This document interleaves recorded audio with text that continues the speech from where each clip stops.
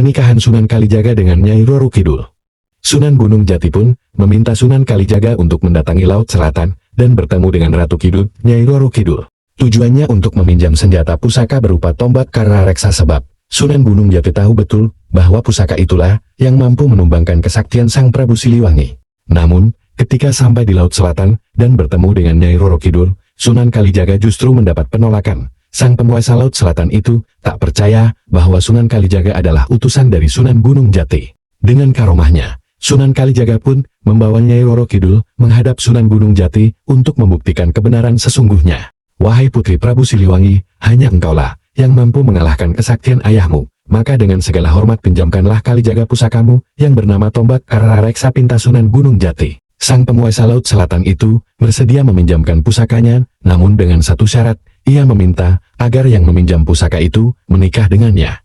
Wahai Kalijaga, sesungguhnya tiada yang lebih mulia kecuali berpegang pada keagungan syiar Islam. Menikahlah dengannya Ratu Kidul atas nama Islam dan bukan karena nafsu, ujar Sunan Gunung Jati.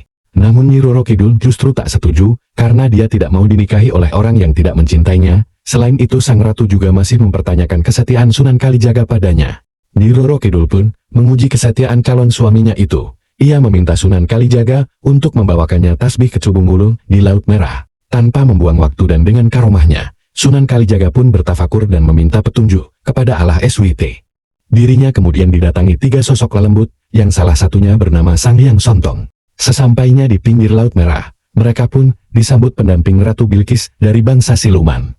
Di sana, Sunan Kalijaga diberikan Nur Sulaiman berwujud peti ukir dari alam hasad. Di alam peti itulah terdapat tasbih berbahan batu kecubung hijau atau tasbih kecubung wulung. Setelah mendapatkannya, Sunan Kalijaga lekas kembali dan menemui Sunan Gunung Jati juga Nyai Roro Kidul. Nyai Roro Kidul akhirnya bersedia menikah dengan Sunan Kalijaga sekaligus meminjamkan pusaka tombak Kara Reksa. Sunan Gunung Jati pun menamai tombak itu sebagai Agung Buana Tombak Nirwana Cakra Langit.